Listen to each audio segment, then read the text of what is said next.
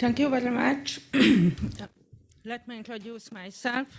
My name is Ágnes Urbán. I'm a researcher of Mérték Media Monitor. It's a media policy think tank here in Hungary. And we will have a little bit complicated panel.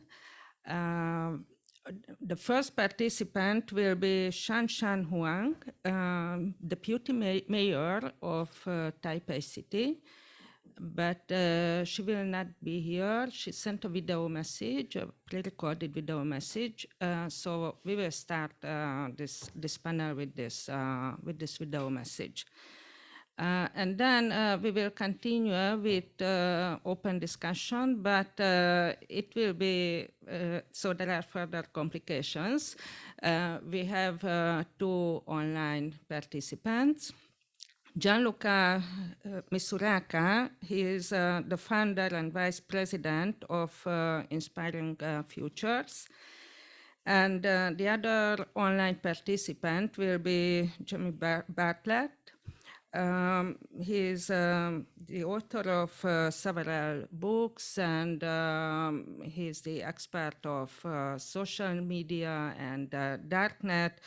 And he's the founder of Center for the Analysis of Social Media. And fortunately, George Tilesch is here personally. He is the president of the PHI Institute for Augmented Intelligence in California, and he is a well-known international expert of AI. So I hope it will be an interesting discussion, and I hope it will be an open debate between the participants. I think it is much more interesting than just answer the questions. So I ask you, or virtual participants and George, to react to each other. So let's start with the pre-recorded video.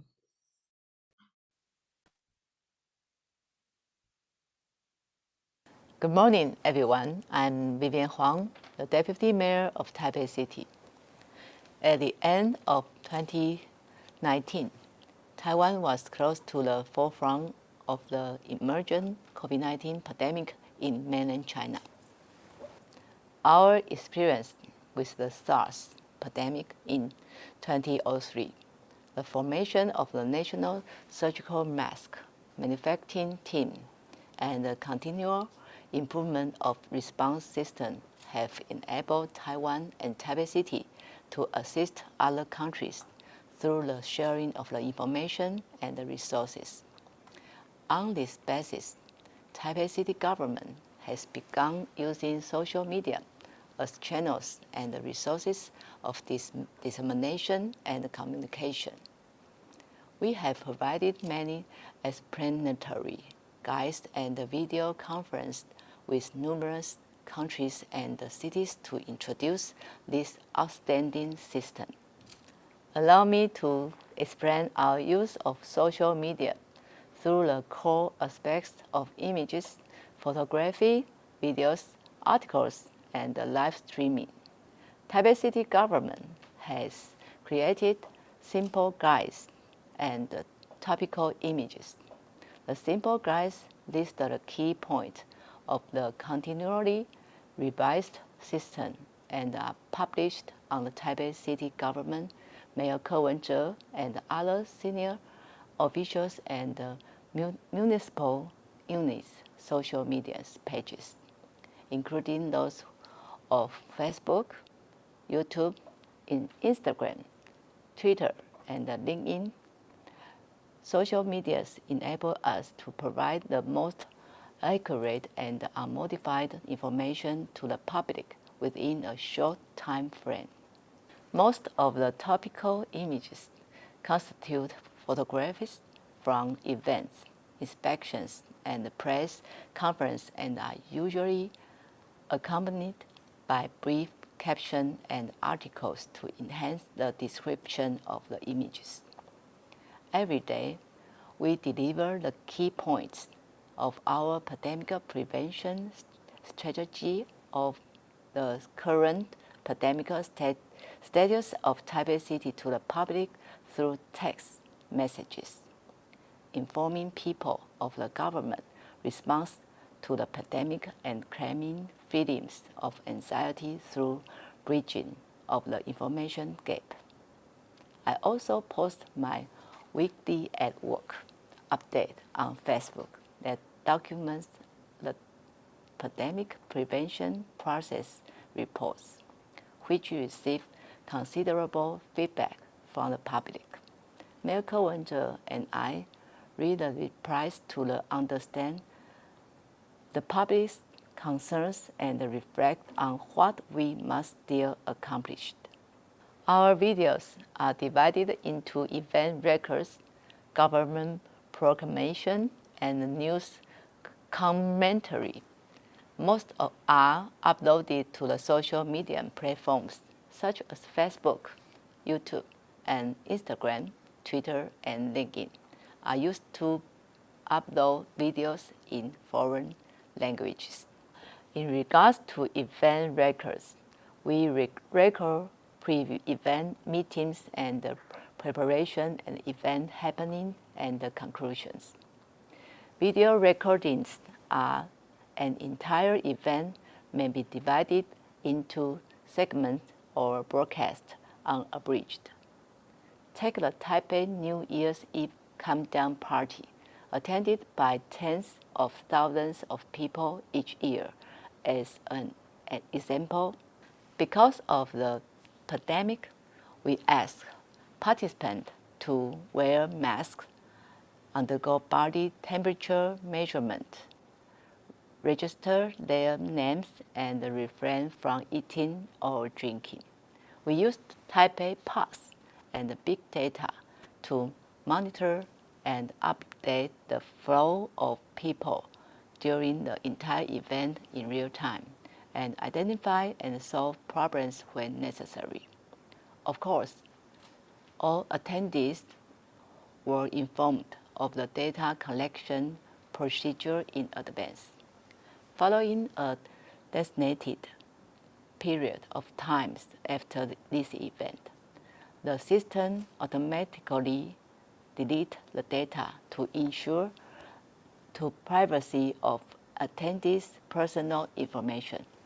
For government proclamation, we formally describe to the public the policies relevant to the pandemic and analyze their advantages and disadvantages step by step, such as the use of Taipei Card, Taipei Pass, and the mask vending machine.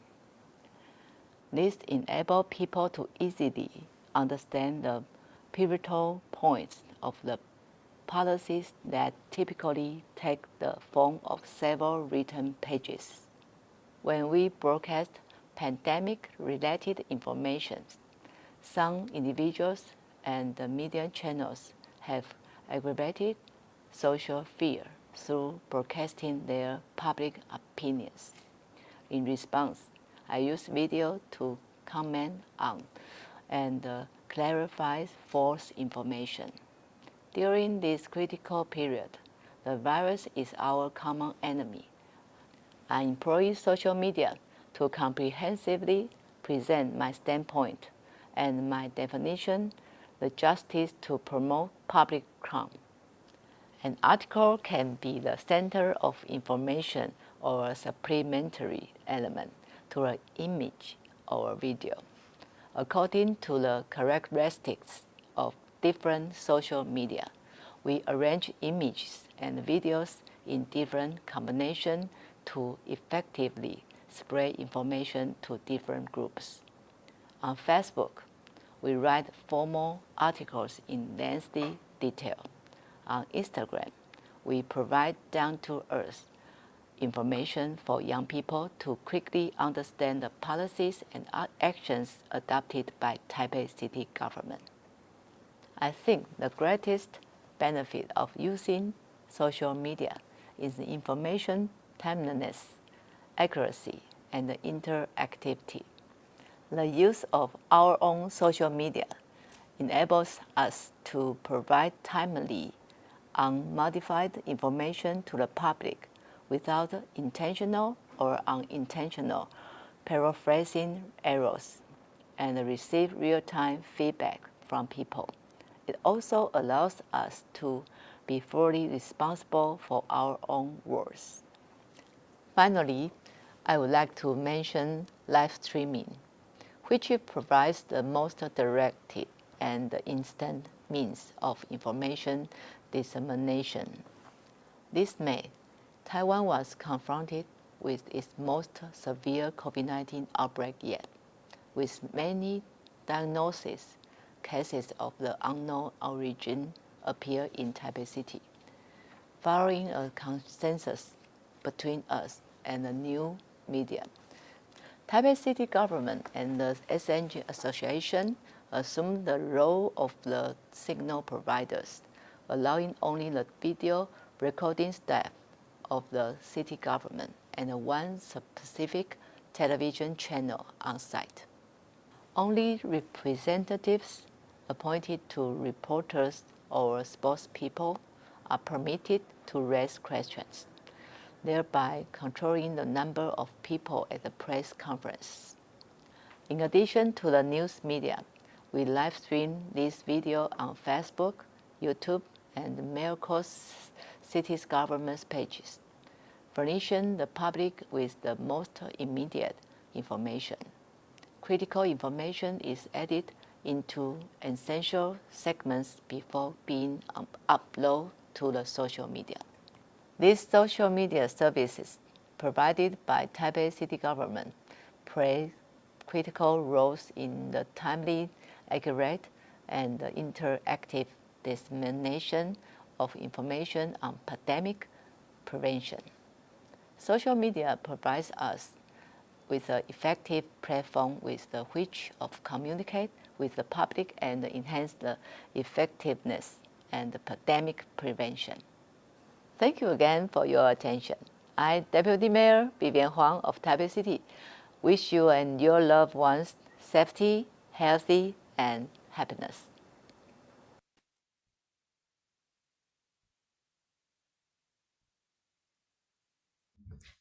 Thank you to Shan-shan Huang for this video message.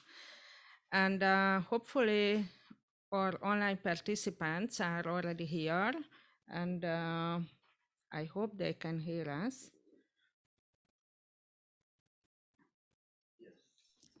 Yes, we can. Okay, perfect. So let's start with the most basic question in this topic, and I turn to our online participants first. So my question is, if you have to evaluate the overall effects of social media, do you think is it more positive or more negative? Because of course there are pros and cons, and we know that opinions are divided. But what is your overall picture about this this phenomenon? Let's start with Gianluca. Okay, good morning, everyone. And well, thanks first of all for the invitation. And yeah, I'm sorry I'm not there with you in Budapest. I would have really loved, but I guess these hybrid, let's say, kind of conferences will be the future for at least a few years. And I'm just back from an event. Maybe I'll tell you a bit later on this. That is also related to what we are discussing today. So as I know by fame, Jamie, I will leave him to discuss about the negative aspects of this, but maybe I'll point first of all to the positive aspects. Although of course we have to be, I mean, we are not naive. I think here the title itself of this session shows that the risks and the challenges of managing, let's say, the digital world are many. And clearly, as the mayor of Taipei already pointed out, you know, the pandemic society in which we are still living is, and we will be probably for a long time is further accelerating, aggravating this problem. Let me just briefly, because I fully agree on the fact that we should have a conversation. I've been working for many years for the European Commission. I'm still working, leading a project on establishing an international outreach for human-centric AI. Maybe I'll tell you something later. In the research activity I've been doing to support policy development, we've been using foresight and scenario development. Over 10 years ago, when we were looking at the horizon 2030, we saw that the positive potential effects of social media and collaborative technology, because clearly we know the potential that this technology can have to open up the governance system, so make government more transparent, providing information, co-creating and providing, let's say, input from the citizens, so the knowledge could be shared real time, and we can monitor and assess also the effect and the impact of policies. But on the other side, we also saw at the time possible dystopian futures coming in, actually using these through manipulation in a negative way. We also anticipated, and we were not the only one, I'm sure, the potential risk of a pandemic that could come from Asia or other regions of the world, and somehow we were not anticipating and preventing these risks. Now, exactly a year ago, before leaving the Commission, I did another exercise with colleagues about looking at the future even farther, on 2040 horizon, and we still see much of the risk further aggravated, as I said. And then clearly we need to pose ourselves a question about how we want to manage or try at least to govern if these the digital world. And this clearly points us to the fact that there is a trade-off between regulating and trying to anticipate the risk, but at the same time not wanting to reduce the innovation that the technology can actually bring to industry and society. So in that sense, I think, and there's especially as the COVID-19 pandemic has demonstrated, we are really in a situation where we need to, we are confronted to this big challenge. So I'm still an optimist, to answer your question. I believe technology are changing the world in a positive way, but we have to be careful, because there are a lot of risks, and this is shown by the fact that if we only look at the pandemic, for instance, still there's a lot of citizens that are not fully understanding the situation, and there's a lot of governments are taking advantage of this situation also perhaps to control citizens. So we really have to be also I would say proactive in addressing these issues and fighting, I would say, these online distortion that could come from the bad use of technology. So I will stop here for the moment so that colleagues can complement and maybe disagree also. Thank you. And Jamie? Yeah.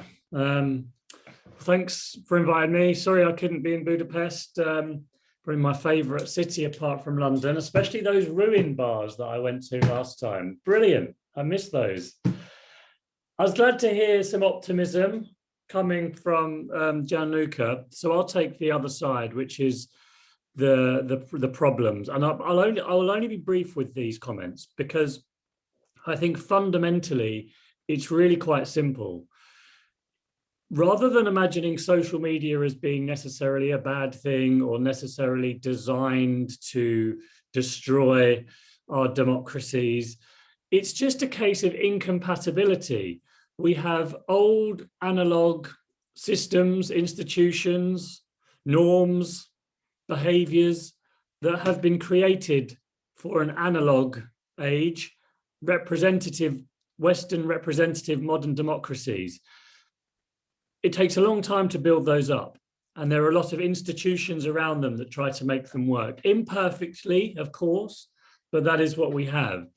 Suddenly along comes a totally different, rapidly changing, borderless digital technology, and our rules and systems and norms aren't quite designed to work with them well. And I think that is the fundamental problem. So I don't complain about Mark Zuckerberg, I don't complain about Jeff Bezos, because I don't think they're doing this on purpose. It's just a fundamental incompatibility. And I'll give you 3 quick things, there are many more, where I think this plays out. The first is our ideal of a citizen in a representative democracy is a thoughtful, literate, well-read, well-informed individual. The problem with social media is that it is designed to make your attention span extremely short, to appeal to your more base emotions, perhaps, to keep you glued to this little box as long as humanly possible for various economic reasons. And that doesn't really work very well with our ideal of a democratic citizen. Secondly, incomprehension. Democracies are designed really to make sure that citizens understand where power lays and hold that power to account. When you do not understand how technology actually works, how search engine algorithms actually work, how the information you're presented with has been designed, who's really behind it, how machine learning technologies that might increasingly determine the outcomes of your life work, it's very hard to hold that power to account. So incomprehension of the technologies that govern our lives, I think, is also incompatible in some ways with a representative democracy. And finally, a simple thing like election laws. You know, we have laws that try, imperfectly as they are, to help ensure we have free and fair elections. And suddenly the way that elections are run, particularly the way adverts are run during elections, there aren't really any laws to govern that, which means not only is it possible to cheat, it's even easier to accuse everybody else of cheating because nobody really understands how the system works. All of those challenges, though, are solvable. We can fix them. We can update laws. We can update education systems. We can make, I imagine one day we're going to have ministries and departments responsible for analyzing algorithms and how they work and making sure citizens can understand them. I imagine we'll update our election laws sooner or later. We need to completely change how our education system works to focus far more on media literacy. But these things are possible. Democracies do evolve. But at the moment, I'm worried, I'm nervous, because I think we're much slower than the speed of change. But that fundamentally is the challenge that I see.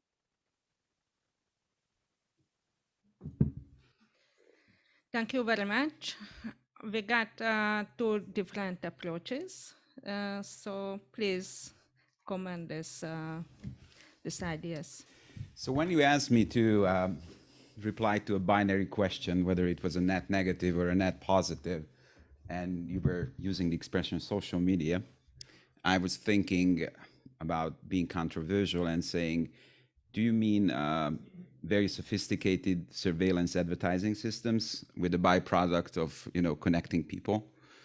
So I will let you decide whether I'm a pessimist or an optimist, but I think my stance is that I truly believe in the potential of creating one certain kind of social media that serves the cause of the public and serves as the platform for public dialogue. Much along the ways that Jamie has expressed it around the current setup of social media, which are frankly advertising platforms, I don't think Mark Zuckerberg wanted to rule the world via Facebook. I think that the fact that social media platforms as they stand have arrived to the global scene and took one of the most powerful positions as vehicles of social dialogue is very much accidental and very much unneeded. I think that I'm one of the, I'm a philosopher or a failed philosopher type, saying that I think we have reached a point that we have to go back to the drawing table, the drawing board, and redesign social media and design a certain type of social media that is not in inherent conflicts with democracy and the rules of democracy.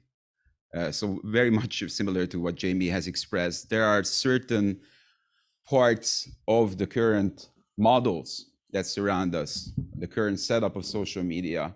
Part of it is the business model itself.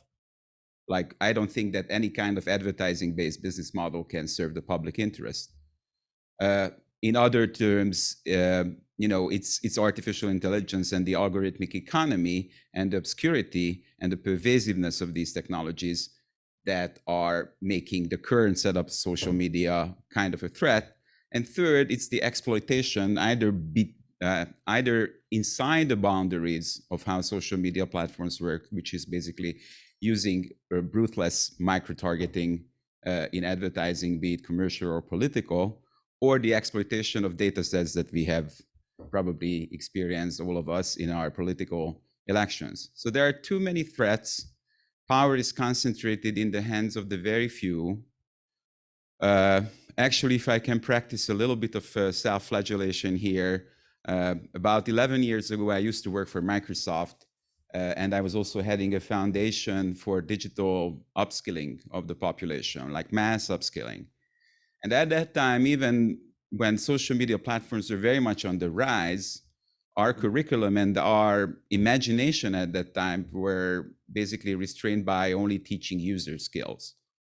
And we didn't even get very far in that regard. I think that, when I think back to those times, I feel most responsible for not including social media literacy and critical thinking in that curriculum. So I would definitely change that if I would start a similar program today. Because we are in Hungary, I wanted to quote a few points of data. And so Hungary, as I've just learned a few weeks ago, is actually topping Europe or leading Europe in the regard of social media usage, everyday usage, and watching YouTube videos, using Facebook, and also I think in video calls we are #1 in Europe. However, the understanding of these technologies, the skills that you need to actually use them and protect yourself from the negative aspects of it, as much as the work-related skills or strategic skills of how to apply technology to solve social problems, it's completely missing. And actually, Hungary is getting worse and worse on these charts. So I think that's a threat, not just in Hungary, but in general in the world, that we are, due to the algorithmic economy, we are all prone to becoming something like existing on an autopilot mode, living in this stream of consciousness expressed in social media that is not ours, that serves the interests of the advertiser or the platform owner only, and certainly not ours. I don't think anybody wanted to get on social media to buy something, but you inevitably will do so if you spend a lot of time on it. So basically, it's time to rethink the models fundamentally. And I want to close with that thought that I think that a certain type of social media needs to be created. It's inevitable, but it needs a complete and fundamental redesign of the purpose and the objectives of such a technological solution. Thank you very much. And you mentioned the users and the responsibility of the users and the importance of education, but I think it is not purely the users' responsibility. Of course, the social media platforms have their own responsibility, the regulators and so on. So what do you think? How is it possible to reduce the harmful effects of these platforms, and what is the role of the human resources, the artificial intelligence, and whose responsibility is to solve this kind of problems? I don't know who wants to start it. Maybe I I mean, building on what Jamie and George said, and of course, I agree by default with George in all the debate on this, and clearly this is not black and white. We cannot say one is positive or negative. But I just wanted before to answer your question. Linking to what Jamie said about the fact that we. When we designed the systems, we or still now the policies, we think human beings, citizens are rational. No, but this is now known by the facts, and also that this is not the reality. So if you remember many years ago already, the book of Richard Taylor on Nudge.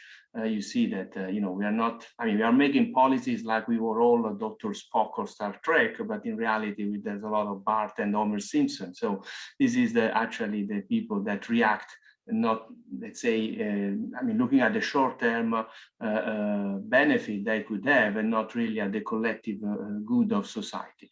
So this is the reality, and that's why I fully agree on the fact that I'm even more radical in the sense that we should really redesign our institutional systems, because there are fundamental flaws in the way our democracies and our governments are still working. We are using systems of Weberian heritage to try to manage a world that has completely changed. The educational systems, as was pointed by colleagues, is fundamental. We are still educating our children in a way that is not giving the skills and the competencies for the digital world. So this really need to be changed. But on the other side, we cannot also, we have to be, of course, the private sector is not evil, but clearly we cannot be complacent on the fact that there are risks, and it's not their role to manage these risks. It's not Mark Zuckerberg or Jeff Bezos to regulate the digital world. So are the policymakers that need to take the responsibility. And that's where I don't want to, but I think Europe is trying to take this leadership role that is really needed. That's why the package that was proposed in April is going in that direction, with the regulatory framework that really try to address the risk-based approach that is needed in this, because it's true that we don't know exactly what are the algorithms, what are the effects of artificial intelligence, and this is something we need to better understand. And citizens clearly are not the one that should decide by themselves on this. So regulators need to play a role, and I would also go further, because the media should also be involved in that. And this is where, in some countries, I'm Italian, and I can tell this is a problem. But in many other countries, the traditional media are lagging behind. There's, as Bill Dutton wrote in a nice book a few years ago, there's a fourth estate that is exactly the social media and the digital communities that are raising a lot of challenges, but also could be turned into a positive way of informing citizens. But of course, if this is not manipulated, and if we can really address the disinformation problem, that this is still there. So this brings me to another point that we can discuss later, is also the way we design the technology themselves. You mentioned artificial intelligence. We can then, as I said, I'm leading this initiative that was launched the day before yesterday, exactly to try to build a coalition of like-minded countries across the world, trying to share, try to agree on what are our common shared values, how we can respect fundamental rights and democracy. So this is something that we now probably, after also, I jump on a different topic, after the results of what we've seen in Afghanistan after 20 years, we probably need to think better to avoid that in 20 years from now, we will be in the same situation also when it comes to digital governance. And then maybe in the third round, we can go into this perhaps. Thank you. Jamie? Yeah, again, I'll try to be brief. It's nice that that George admits it's all his fault. So I appreciate at least somebody is being honest and taking responsibility. The thing is, we all agree, I think, that it'd be nice to redesign social media, but no one really knows how. I mean, how a single country could do it. If the UK government said, good news, citizens, we've created a special UK government supported, sponsored social media platform that should all use, the number of users on that platform would be 0. And nobody would trust it. No one would want to use it. It would be the worst social media platform ever invented. And this is the problem. We all kind of agree on the problem. We don't really know how to solve the problem. But there's a couple of things that I think probably are worth trying. And it comes more about reforming our institutions maybe than the social media platforms, because it's going to be very hard to do that. And the first one is, in my mind, every single election paid for advert, for example, the Cambridge Analytica Facebook example in the US, which I covered in great detail for the BBC. I went to California to cover that story, so I know it very well. The fundamental problem was there were just no rules governing that. But if you made every single social media advert during an election had to be published independently so that journalists and others could see them and see what was being shown to citizens, including who was targeted, not individuals, but which groups were targeted with which different micro-targeted messaging, you would at least be able to feel like election law was keeping up with the way elections are now being run. And I don't think that's impossible. And another example would be specifically on education. What would we change? What would we include in a curriculum that we don't currently? And I think you don't need to force teachers to be computer scientists to teach the basics of social media business models. How, as George correctly said, they're advertising companies. So this is how they work. This is why they want your attention. This is how they keep your attention. This is how they make their money. So you at least understand, for example, the value and significance of your data.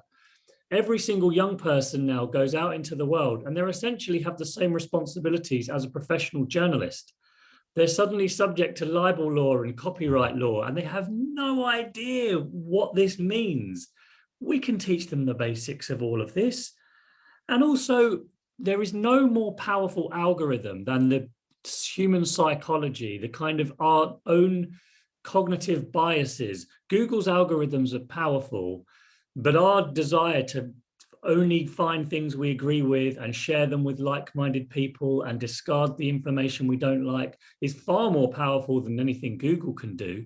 This is human psychology we teach, not just how the business model works or why data is important. And this stuff is really important, not just because young people need to be equipped with that, but because hopefully those young people can teach us old people what's going on.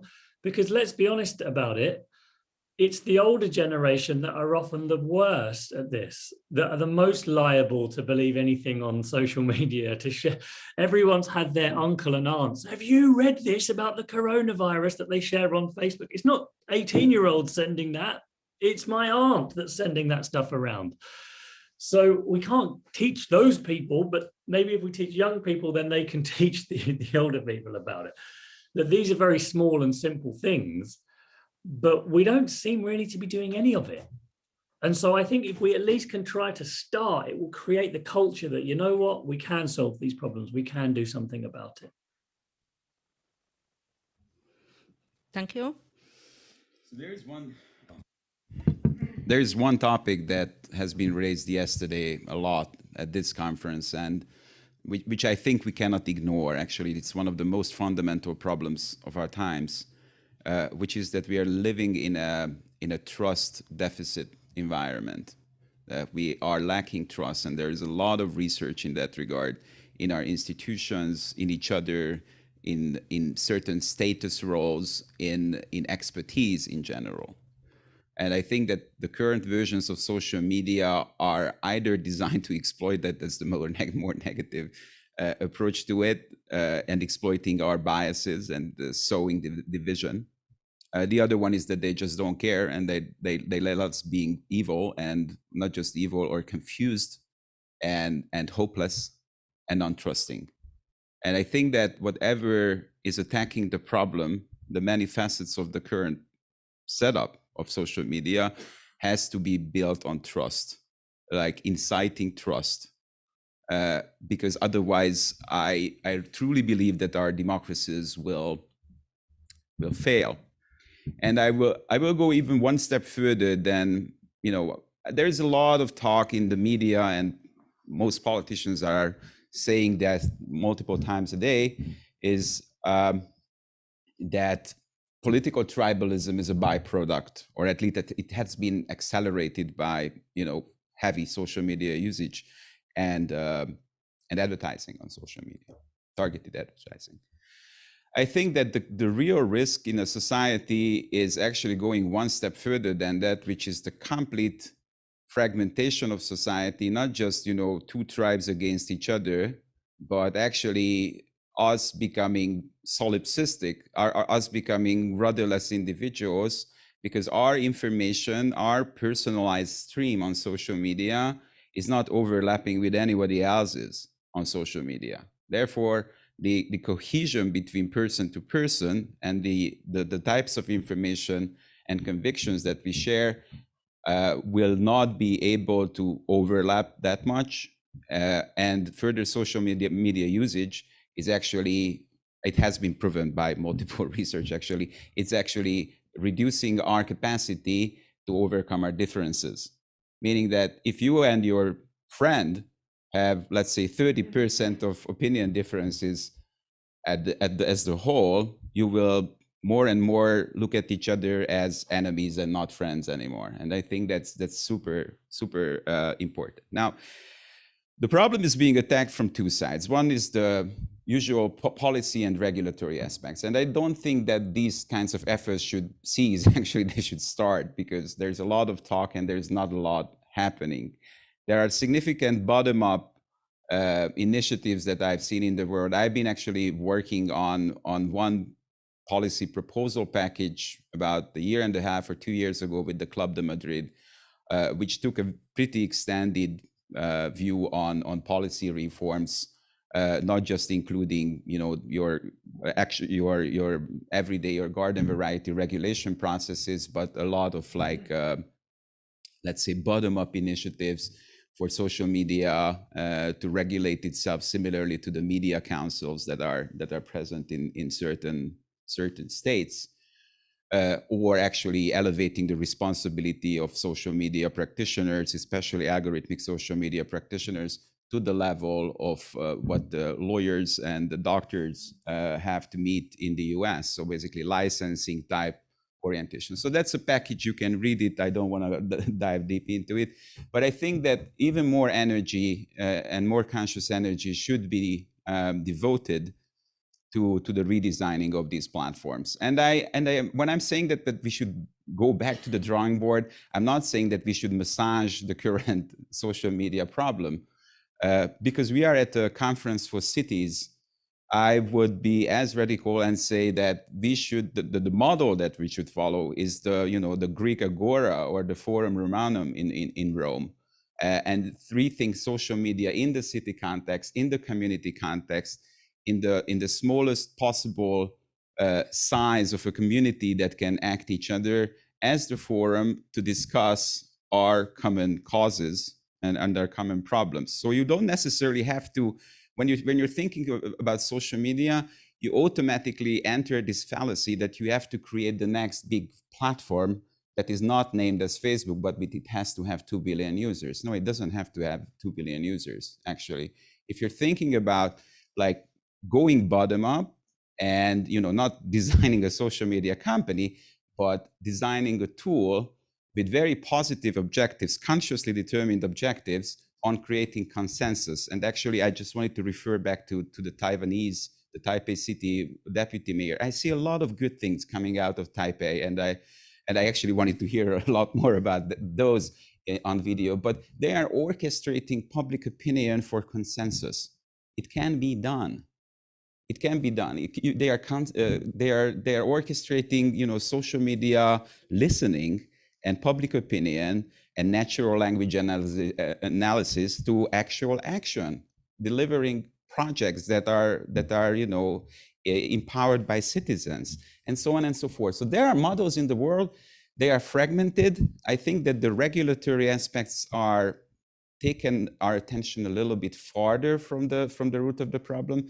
But I think that cities and governments have a crucial role to play in funding the creation of public interest technologies. I think that category should be born in everyone's mind, that technology should serve a public purpose. And currently, whatever we have is small and fragmented, and it needs to come together. Thanks. And I have a somehow related question or topic. As you know, there are a lot of mayors here on this conference, and it is partly organized by Budapest Municipality. So I think it is absolutely relevant question. That social media are absolutely perfect for community building, and we know that it is a big advantage of these platforms. But on the one hand, on the other hand, if mayors and municipalities start using social media for community building, it will be a kind of top-down model. So it is more just a simple PR or, in worst case, a kind of propaganda. But is it not controversial to talk about community building and at the same time that how politicians can use it in an effective way? May I react first in this round, guys?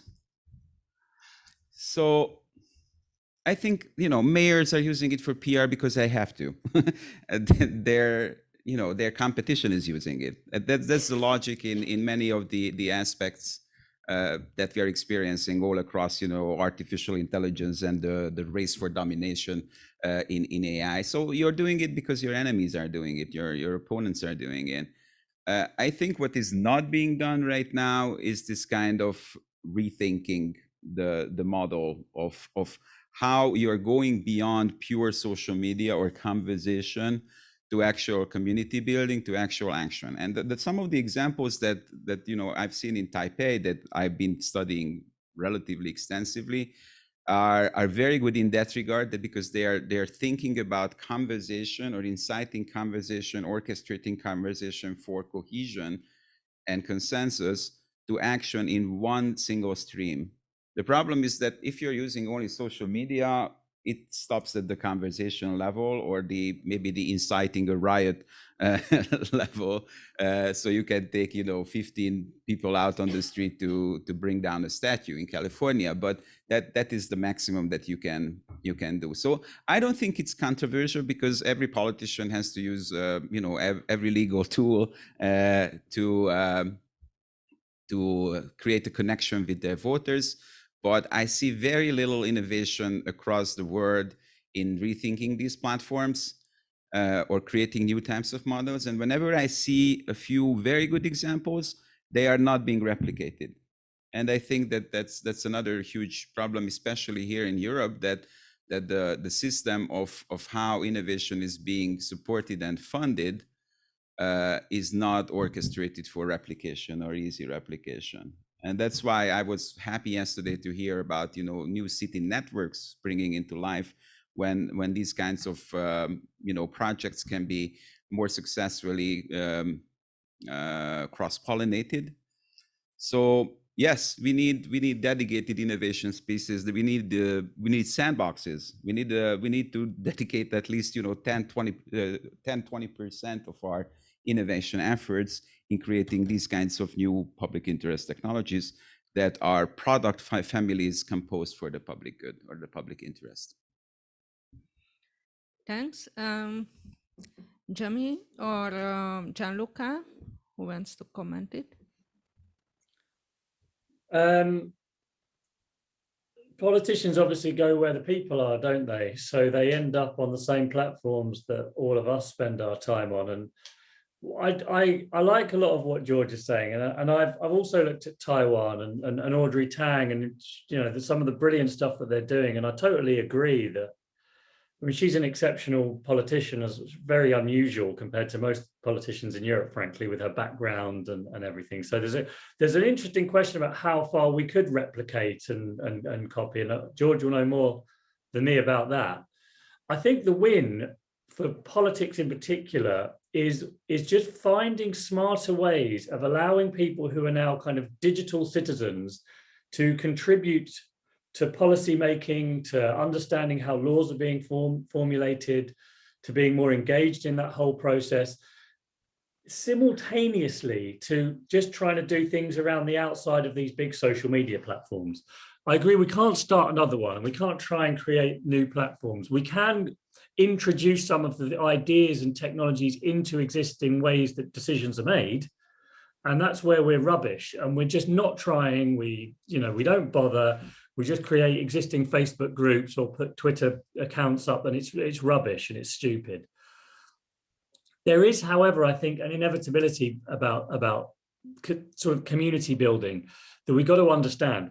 We have this image that if we build these wonderful platforms, the good guys will all turn up and use them. But the reality is that the people who we think maybe are the bad guys are just as good at creating communities as we're, probably better, because they're more motivated, they hate the mainstream, they're early adopters of all technologies.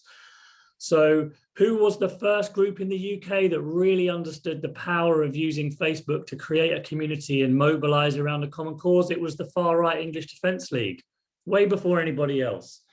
And so we've always, I think, got to remember that when we try to build these interesting new technologies, don't assume it's all our kind of people turning up and all the educated professors are going. It's not, it's never that. So we've always got to bear in mind this kind of what happens with community building as well. It's not always turns out the way we expect, but we have to live with that. That's what a democracy is as well. It's sometimes people you disagree with getting together to under a common cause. So there is one other problem, of course, about the trying to fundamentally change the big platforms. I think there is a tendency towards one or two very large ones that's very hard to get around just because of basic network effects. More people on the platform, better content, better technology that gives you better content leads to more people joining. And so it goes and goes and goes and goes. And I think it's kind of almost a fundamental, the network effect is a fundamental rule of technology and of social media. And we're never going to get around that. So we're always going to have to live with these very, very big, very, very powerful, relatively small number of platforms alongside some of the stuff that George is talking about as well. So rather than seeing them necessarily in opposition, you just got to see where you can have them living together naturally and easily. Thanks. Gianluca, do you want to comment? Yes, sure. Well, let me elaborate on what George said about, and of course, this conference is focusing on the city level, and I've been advocating for the fact that we need to involve more the local governments and the cities also in the European let's say policy and development, and this since many years, and this is now actually one of the key focus in many policy and funding instruments of the Commission and of the EU, but also and because it's at the city level that there is the relation between the governments and the citizens, and many also public services are delivered. So, but on the other side, we have seen also a movement, sometime I would say, kind of wishful thinking or rhetorical about the fact, you move from, it was e-government, e-participation, e-democracy, smart cities, use of technology that is going to change this relationship, but in reality, it didn't necessarily do so. And now there's a new wave with the AI, big data, the digital twins, the social innovation, cooperation, you name that. So while this is necessarily the focus to have, on the other side, we have to be careful also not replicating the same, let's say, failure that we have seen also in other contexts. Jamie was mentioning before, of course, many governments attempted, and UK, as it was a pioneer in the digital world, as often be the one that failed first. So having a platform for the social media of the government that didn't work. And this is all the e-petitions, all these things worked a bit, but didn't really change things. So now we know that, or we should know that, and so we should take advantage of this and learn some of the lessons. And clearly, but we see still today, and this I don't want to make promotion of this, but I'm also the director of a master on AI for public services. We received a lot of interest, overwhelming attention, because we've found a niche where in the public sector, people want to understand the technology and how to use it. So the need of functional specialists is so important, and this is what is missing. We have education courses that tend to learn to teach how to use the technology, but not how to use the technology for specific purposes. So the issue of public purpose that George said is very important, both at the design of the policy and at the service delivery level. Now, in that sense, and it is true that while it is true that it is at the local level that things need to be addressed, Europe is a small region altogether. So if we only look at Italy, there we have 8,000 cities, municipalities. So clearly, there must be also a level higher that coordinate and support this. Of course, I've always been in favor of the EU. So clearly, the European Union has tried and is trying now still to promote this. Yesterday, there was the State of the Union speech of President von der Leyen, where there is actually an attempt to boost this role of promoting the European values and in the technology development. And here, without entering into the detail, will be boring, but all the proposal of regulations and incentives and policy that has been done from this commission that need to be further developed are going in that direction. And to simplify, on one side, we have to build still and reinforce what is the ecosystem of excellence that we have in Europe in terms of research and funding for developing technology, but sometimes not being able to bridge the gap between research and practice and policy as well. On the other side, we need to invest on the ecosystem of trust. That is what exactly George said at the beginning, how we build this trust that actually, and most of the Edelman report that comes out every year in January shows that this is actually declining the trust of the citizens on the institutions, both the private sector, public sector, and the media. So this is something we need to address. And how can we do that? Again, George mentioned, we need to experiment. So sandbox and let's say experimental policy could be one part of the solution. On the other side, we also need to have more evidence to see what really works and what are the positive and negative effects of certain policy intervention. So, and that's also something where the policymakers should admit that they are ignorant, they don't know, and so they should also try and test what to do, and this especially at the city level. So a lot of initiatives, and I won't name them, are going that direction, trying to exactly cross-fertilize between cities, peer learning exercises, and really understanding together what needs to be done. Thank you. And at this point, I would like to open the discussion to the audience. So if you have any question, please feel free to ask. Yes?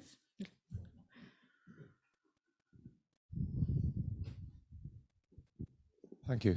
My name is Peter Rauschenberger. I work for the mayor. And I would very much like to hear more about how to imagine this new kind of social media that serves a public purpose. I'm having simply a hard time imagining this. And well, if you could add some details to the picture, that would be wonderful. Thanks. Well, I wish I had it ready for you as a product, but I don't.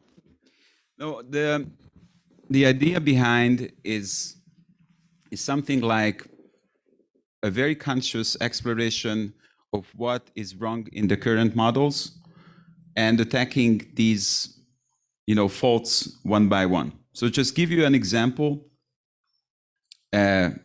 much along the lines that Gianluca has been talking about. It needs to be something that is designed in a very ethical manner to instill trust in citizens, in creating new connections between, citizens and their leaders and their elected leaders, that is orchestrated for trust, orchestrated for expertise. So basically fixing a lot of the problems that we have at the societal level right now, and not lacking any kind of other, business-driven logic to overrule the necessities of society right now. So of course, we don't have it. Actually, I think I published the outlines of how it should look about a year ago.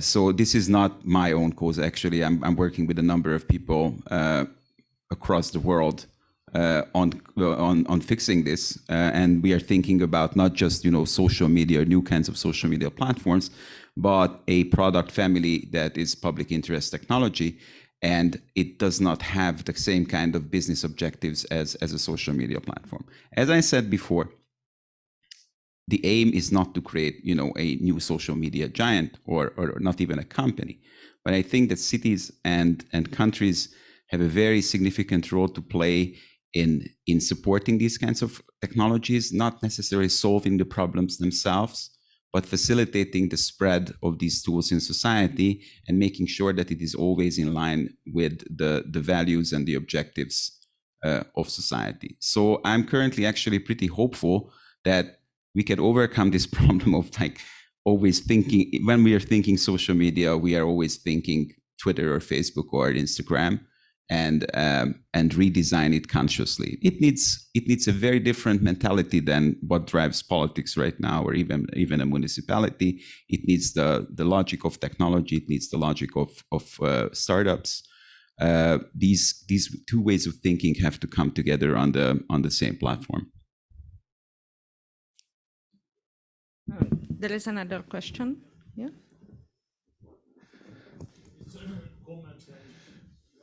What's the question?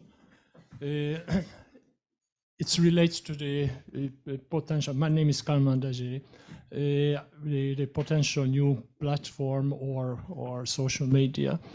I worked for the social media unit of the European Commission, the DG Connect, and I experienced at the beginning of the COVID crisis and in before that, even before also, that there were, and I think there are needs for a new European platform or social media in certain segment, and not insignificant segment of the economy, in particular the traditional media. I remember well that the representative of the traditional media came to us and complained that it's well known that the Google and Facebook and so on take the money and the advertisement money, and the traditional media creates the content. So they don't get the remuneration for their work. And then one point was, please support a new European platform where the rules are different, more fair, and can provide a remuneration for the traditional media, for the content providers, content creators. The Commission, there was internal discussion within the Commission and with the Parliament, and the Parliament supported also. So there was already at the time when there was a idea that to put together money to support a new platform, but the EU, so the Commission didn't want to be the leader. Private business should do it, we give the support, but the private business should do the job. And nothing happened. So there is need in certain segments of the economy. And I think the pandemic showed that not only in the economy, but the education. So if the education has to shift toward online practice, then we need, and the education is getting, if I may say, global or globalized, Europeanized. If one country or publishers can produce a good online teaching material, book or whatever else, video. I mean, nowadays it's easy to translate into other languages. So if we create a European platform, we can facilitate the online education, the health system. There are the tourism. So if a tourist is get ill somewhere in another country and his or her files are in another country. So then, so I think the platform, the need for a new platform, European platform, will be on the table. Maybe today it's not as strong. I mean, not strong enough the demand to create, but sooner or later it will be. Can I briefly react to that, and then I want to give. And one more point. Oh, sure. Just a different one. But sure. You mentioned the Hungarian figures. I want to make a little publicity. The Commission has a regular table, statistical table, the DAISY index, Digital Economy and Social Index. I can suggest to everyone to look at it regularly. It's a good sign of sort of a good table what Europe has done and has. It has negative features also, or lacks information, but we have to rely on the available time series. If something is missing and not for the whole community, then it cannot be included. So just a short comment to that. I think that the Commission was very wise in that regard, that they did not want to create the single European social media platform. They would fail at that. So I would very much agree with Jamie's previous statements of, like, if a government designs a social media platform, it will have 0 users. However, industry is certainly not motivated to do that, or it can be outsourced to a small company. One of the more radical ideas that I've read recently and that infiltrated my mind is approaching data as a common good and create something. One aims at creating something like a data dividend for citizens and basically a private fund that is kind of a tax, kind of a surtax on companies that are benefiting dominantly from the data economy. So that are very much dependent on data, and they are very much exploiting our data. So I think that direction may be the right one, to creating a government fund and making a deal with those companies that they should create some public interest versions of their products, or start anew and create new product families. Because frankly, I don't think that you should approach it from like the single European social media platform. That doesn't sound right to me.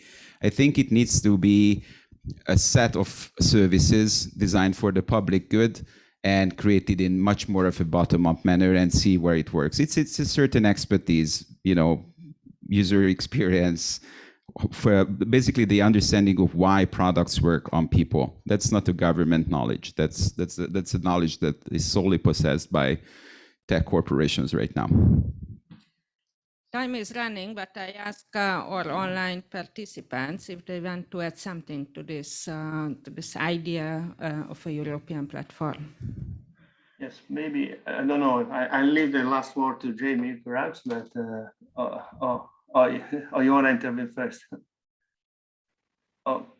Okay, so now, because this is actually, I also like the question from Peter before, that I think is something we should all think about, because we don't have the solution, as George said, but we are, let's say, part of the problem and of the solution. So we really need to address that, how we want to, what kind of future we imagine we want to leave to our children and the children of our children. So that's something where the comment of the other participants brings a bell, because it is true that let's say in the global world, and Europe tried the global let's say debate.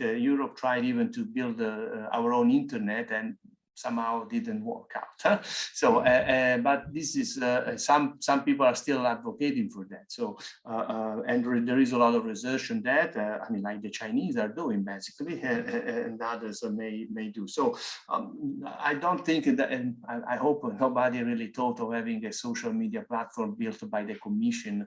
But I mean, there are already a lot of limitations on the communication and the use of technology from the institutions. But also here, we are back to the first point that was raised before. I mean, we are talking about the digital world and the institutions that should manage this world, and there's clearly a gap.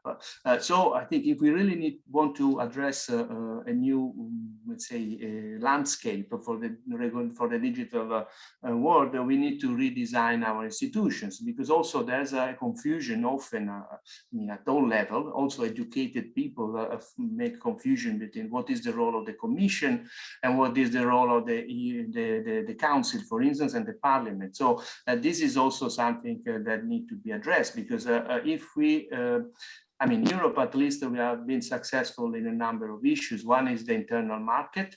And so we believe on competition, fair competition, and this is something that should also be further stressed in Europe, and how we want to deal with the world.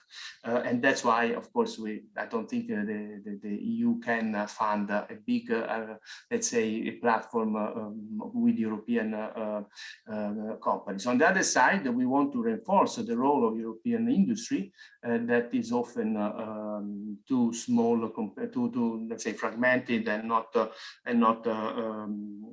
say, in competing with others. So going back to the other issue, I don't think we should, I mean, we don't need to be naive, of course, but we should promote the European values, as it was mentioned before. And this is also in the way we fund research, and also we support industry. And this is because other countries are doing in a much more aggressive way. So we should do that also because we have some red lines that we should make clear that are not overcome. For instance, in the AI regulation, it has made clear that, for instance, we don't do social credit systems, and we don't want that in any part of Europe. So we should make clear that, and the same for other things of controlling citizens or behavior of citizens. So I don't go much. We don't have much time, but I think that when we go to the question of Peter, what kind of future we want to see, we should be, as in all foresight exercise, so we should be aware of the risks, try to anticipate and prevent the threat, but at the same time be proactive in promoting the ideal, for instance, the Agora that George said. We want an Agora, a digital Agora, of course, is a place where we can, in a democratic system, exchange opinions, critiques, and build on the will of the citizens, making sure that again this is not manipulated, citizens are not controlled, and there is no propaganda or bad use of the technology. Just a last note on the fact that Europe is now advocating for having a leading role in the next decade, the digital decade. This is there is a new program has been proposed yesterday, the digital policy program.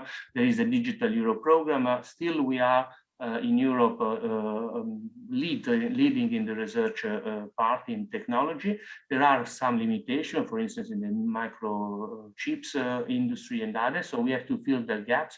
But also we are, and we should take again the leadership role we had in the international community, because this has been, I mean, we are still the first fund donors worldwide, and clearly this is something where we need to invest more energy, I think, for the good of humanity. I will stop here. Thanks, Jamie. Okay, quickly, I know we're out of time. I suppose the big question for me about a European platform is whether British users are we going to be banned? Are we going to be allowed on this platform? What's going on? Clearly, the drive behind having a platform ultimately is a desire to better control and better tax these big companies. So do that better rather than trying to create a separate one, because that's what this was really all about. I'll only say one thing. In terms of how governments can stimulate, or the European Commission can stimulate businesses that can help this, I would say one way is data portability under GDPR. And I don't want to get too technical about it, but you can very well imagine that the right of citizens to be able to take data from companies, pool it together, and then sell it to different companies is potentially revolutionary and can solve maybe a lot of these problems. But what we need is a tertiary industry that can help citizens to do that. Companies that will turn up and say, you can't be bothered to go to every company and get your data back. Sign up with our service. We'll do it for you and take 10% of any money you make. And millions of citizens just signing up to single companies to do it on their behalf in an automated fashion would be a very interesting new industry, and one that could probably benefit from government funding, seed funding, to help that industry grow. And I'd rather look at those kinds of efforts rather than trying to recreate platforms. And I think that's where the effort should be. Thank you very much. It's already coffee time here in Budapest, so we have to finish it now. Special thanks to the panelists and to the technical staff, because it was rather difficult, and thanks to the online and offline audience. Thank you. Bye-bye. Indeed, thank you very much.